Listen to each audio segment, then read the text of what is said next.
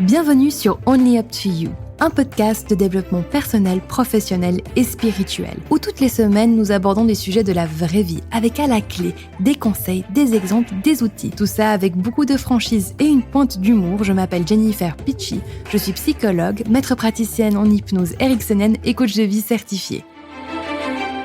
Et bonjour à tous, j'espère que vous allez bien. Alors la semaine passée, on a vraiment parlé de comment se libérer de l'opinion des autres, le besoin d'approbation, reconnaître quand ça devient un problème et prendre conscience des risques que cela peut engendrer si on n'ajuste pas justement notre besoin d'approbation à quelque chose qui est sain, entre guillemets. Aujourd'hui, j'aimerais parler du besoin de reconnaissance. Le fait d'avoir envie d'être reconnu dans notre valeur, dans les efforts que l'on a faits, etc. Alors souvent, le besoin de reconnaissance, lorsque l'on en parle en séance avec mes clients, c'est un besoin que quand on commence à l'identifier comme étant le besoin de reconnaissance, il peut y avoir un mélange d'émotions. D'un côté, il y a ce va-et-vient entre « oui, effectivement, j'ai besoin d'être reconnu », en tant que personne, que mes efforts soient reconnus. Surtout en psychologie du travail, il y a beaucoup ce besoin-là qui est exacerbé lorsqu'on a l'impression que l'on n'est pas apprécié, que notre travail n'est pas apprécié. Et puis en même temps, en parallèle, il y a comme un sentiment de honte, de culpabilité, comme si on ne devrait pas avoir besoin de se sentir reconnu. Et en fait, ce mélange d'émotions, on peut tout à fait bien l'expliquer. Il y a d'un côté, comme on en a parlé avant dans l'épisode précédent, le besoin d'approbation qui est un besoin vital, qui est aussi un besoin sur lequel notre estime, notre image sociale se construit, pour le besoin d'approbation. Le besoin de reconnaissance, c'est un petit peu la même chose. Il y a notre valeur personnelle qui se construit à travers le fait de reconnaître notre propre valeur et de sentir qu'elle est aussi reconnue à l'extérieur.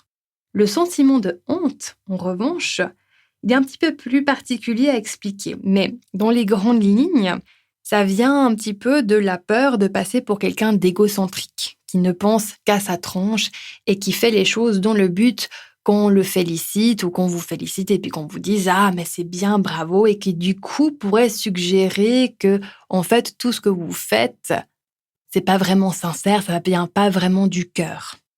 Ce que j'aimerais que vous compreniez, c'est que ce besoin est un besoin vital.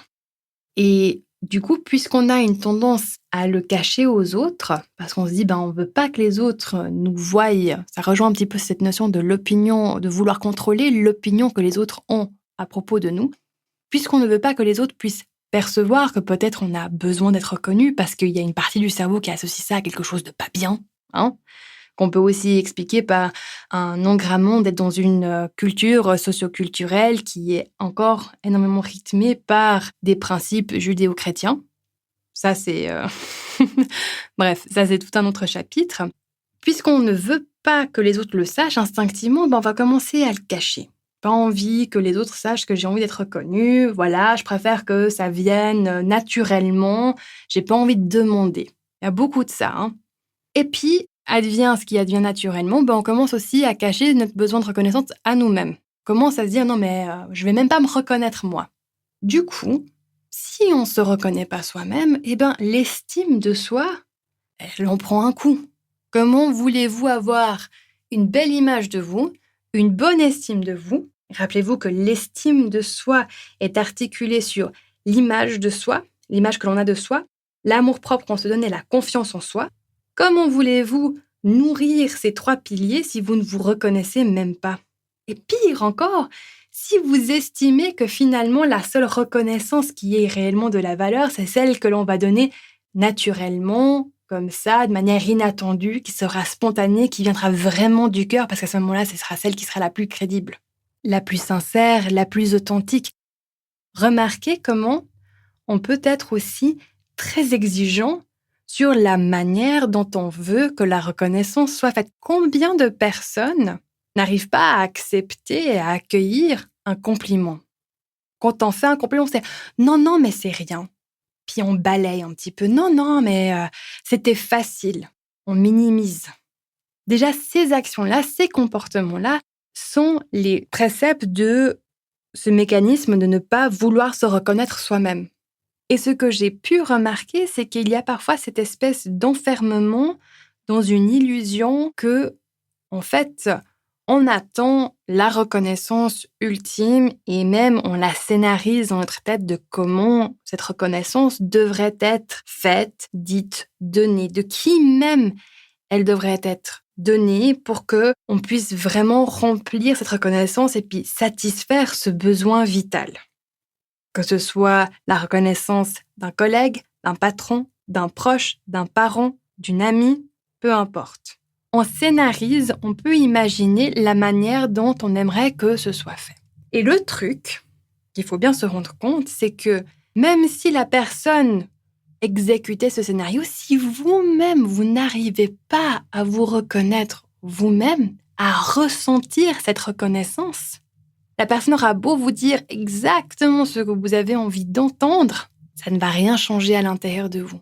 Il y a une différence entre exprimer et ressentir. Si je ne sais pas comment ressentir de l'amour, mais que j'ai un besoin fondamental de me sentir aimée, mais que je n'arrive pas à ressentir cet amour, j'aurais beau avoir une personne qui pourra me dire tous les jours « Je t'aime, tu es incroyable, je suis fière de toi », si je n'arrive pas moi-même à m'aimer, à être fière de moi et à me trouver incroyable à certains moments, je ne vais jamais être satisfaite. D'où l'importance de s'entraîner à accepter ces compliments. Mais aussi à parfois demander à une autre personne « Tiens, tu en penses quoi de ce travail que j'ai fait ?» Finalement, on arrive à la réalisation qu'il y a plusieurs types de reconnaissance qu'on peut avoir. Et justement, c'est d'identifier de quel genre de reconnaissance est-ce que vous avez besoin. Est-ce que c'est une reconnaissance conditionnelle, idéalement dit par rapport à des choses concrètes, des actions, une reconnaissance d'efforts que vous avez faits, de réussites que vous avez eues, ou bien est-ce que c'est une reconnaissance inconditionnelle par rapport à la personne que vous êtes. Il y a aussi, un peu comme j'en ai parlé avant, plusieurs manières d'être soit agent de reconnaissance, soit récepteur de reconnaissance, et donc l'idée de juste évaluer pour vous combien de fois est-ce que vous donnez aussi de la reconnaissance aux autres. Comment est-ce que vous recevez, d'évaluer votre capacité à recevoir cette reconnaissance, sous forme de compliments, par exemple. D'évaluer aussi votre capacité à demander de la reconnaissance, à oser avoir un feedback et de le demander, ce feedback, mais aussi de refuser certains types de reconnaissance. Et c'est là où peut-être on fait le lien avec l'épisode précédent sur l'approbation. C'est qu'il peut y avoir des reconnaissances qu'on nous donne qui sont de type négatif, des critiques. Et là, l'idée pour commencer à comprendre comment vous pouvez apprendre à refuser en fait des reconnaissances dites négatives, c'est par exemple de choisir 2 choses que vous avez entendues à propos de vous. Peut-être c'était des commentaires, peut-être c'était l'opinion de quelqu'un. J'adore toujours quand il y a des personnes qui vous critiquent ouvertement sous couvert de vouloir en fait de juste vous aider, vous dire, de vous accompagner, de vous soutenir parce que elles au moins ce sont des personnes vraies, authentiques qui vous disent les choses. Ok, très bien, mais des fois en fait ces personnes-là aussi, elles sont maladroites, elles se loupent, elles sont en train de projeter leurs problèmes à elles, leurs opinions, et puis finalement ça a moins à voir avec vous et plus à voir avec elles qui ont besoin de, elles, se sentir importantes et de se reconnaître comme étant des personnes dont l'opinion a une valeur. Enfin bref, je me suis un petit peu éloignée du sujet, mais prenez 2 exemples de choses que vous avez entendues à propos de vous et avec lesquelles vous n'êtes pas d'accord. Et je vous invite vraiment à les écrire, concrétiser. Par exemple, vous avez entendu que vous êtes paresseux ou paresseuse, que vous savez pertinemment que vous ne l'êtes pas. Si par exemple vous avez entendu que peut-être vous êtes trop gentil et qu'en fait non, c'est un choix d'être gentil, d'être bienveillant.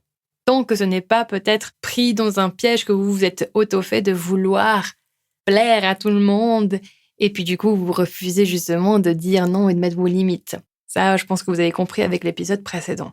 Quand on commence à faire ce travail-là, on commence à apprendre petit à petit à se reconnaître soi-même. Et ce qui se passe, c'est que quand on commence à se reconnaître soi-même, on commence à être soi-même et à s'accepter et à s'affirmer. Et quand on commence à respecter nos standards, nos limites, et aussi à demander, parce que dans la reconnaissance, il y a aussi cet aspect de je demande à nouveau. C'est quelque chose qu'on oublie. Et c'est là où vous pouvez être acteur. C'est là où vous pouvez vraiment activer et être porteur de votre besoin de reconnaissance et de faire ce dont vous avez besoin pour remplir ce besoin de reconnaissance. Mais lorsque vous commencez à demander ce que vous méritez et à refuser tout ce que vous ne voulez plus tolérer, effectivement, vous allez perdre des gens. Vous n'allez pas perdre les personnes qui sont belles, sincères, qui souhaitent vous voir progresser. Puis vous ne perdez pas non plus les opportunités qui vous correspondent réellement parce qu'à ce moment-là, vous êtes aligné, vous êtes en train d'être vous. Vous n'allez pas perdre les opportunités qui sont réellement celles qu'il vous faut et qui vous sont vraiment destinées. En fait, vous allez surtout vous libérer de tout ce qui draine, que ce soit des personnes, que ce soit des identités sociales, de toutes ces choses qui finalement ne vous ont rien apporté de plus que le confort d'être en train de se conformer, de faire plaisir, de pas créer trop de remous, de pas être un problème pour les autres. En fait, la perte que vous pouvez ressentir est réellement une libération de toutes les personnes pour qui votre épanouissement et votre bonheur ne sont pas nécessaires et encore moins une priorité. Et ça, c'est quelque chose de tellement important à s'en rappeler. Et si vous vous dites, mais là, moi, si je commence à m'affirmer, à prendre ma place, je vais perdre toutes ces personnes, oui, probablement vous allez en perdre, mais vous allez vous libérer de ces personnes qui vous maintiennent dans des schémas où vous ne pouvez pas vous réaliser, vous épanouir. Ça ne veut pas dire après que vous faites tout comme vous voulez, puis que voilà, vous avez le droit d'être une personne qui peut-être n'a pas de belles valeurs selon vos critères et vos propos, d'accord? Ça ne veut pas dire que puisque vous commencez à vous affirmer puis à écouter votre voix, votre cœur, que vous allez devenir une personne horrible. Au contraire, vous allez vous autoriser à faire des choses que peut-être beaucoup de personnes ne s'autorisent pas. Et ça, à un moment donné, quand on commence à le faire, ça se remarque. Et les personnes qui ne s'autorisent pas à le faire, elles vont pas aimer parce que ça les met face inconsciemment. C'est pas forcément un processus conscient, mais ça leur met face à la réalité que la manière dont elles se comportent depuis tant d'années, les choix qu'elles ont faits, qu'elles se sont dit, de toute façon, j'ai pas le choix, il faut qu'on fasse comme ça, il faut que l'on s'identifie à cette manière-là de vivre, de penser, etc. Même si c'est désagréable, même si j'aurais aimé faire autre chose, même si j'aurais adoré dire, mais non, moi, je ne peux pas. Et donc, du coup, les personnes qui sont proches de moi, elles sont similaires à moi. Et du coup, elles aussi, elles n'ont pas le droit, elles ne devraient pas pouvoir faire ça. Si vous commencez à sortir de cet enfermement mental, oui, ça va déranger. Et oui, c'est un test, mais ça en vaut la peine. Et promis, il y a d'autres personnes qui vous attendent, qui sont dans le même processus, dans le même champ de conscience. C'est possible. Les connexions, elles peuvent se faire avec d'autres personnes que peut-être vous ne connaissez pas, mais que vous méritez de rencontrer. Et avec qui il y a tout à faire, à échanger, que ce soit de la qualité. Donc, osez, ayez ce courage. Positionnez-vous dans votre corps, que ce soit fait avec beaucoup de bienveillance, de respect pour l'autre. Mais qu'en même temps, là, c'est vous. Vous êtes le conducteur de votre voiture. Reprenez le volant, passez votre permis de cerveau, comme j'aime bien dire, où vraiment vous prenez conscience que, il y a plein de choses, de résistance, de mécanismes de défense que votre cerveau va vous présenter, mais que c'est juste la manière dont il fonctionne. Le cerveau est programmé pour survivre, fondamentalement, pas pour s'épanouir. Et on a de la chance, là, même si on est en période Covid, de quand même être dans un environnement où il y a les possibilités de s'épanouir qui sont au bout de vos doigts. Donc, à un moment donné, il faut passer ce permis de cerveau, comme j'aime l'appeler, pour pouvoir transformer ces mécanismes de base, ces mécanismes par défaut que l'on a, qui nous ont servi dans l'évolution de l'être humain, mais qui aujourd'hui sont inutiles. Et on est capable d'apprendre. Donc voilà, avec ça, je vous laisse. Je vous souhaite une belle semaine. Merci pour votre écoute. Si vous avez envie de vous inscrire à la prochaine session du programme d'auto-coaching, n'hésitez pas. Allez, écrivez-moi, on en discute. Et puis moi, je me réjouis de la semaine prochaine. Je vous fais des énormes bisous. Merci aussi de partager cet épisode s'il vous a plu, s'il vous a parlé. Et puis, n'hésitez pas à mettre un commentaire, une évaluation si vous écoutez ce podcast à partir de la plateforme Apple Podcast. C'est un super moyen de le soutenir, qu'il se fasse bien référencer, etc., etc. Enfin bref, vous connaissez la musique. Merci infiniment du fond du cœur de le faire, de l'avoir fait. Et puis, je vous dis à la semaine prochaine.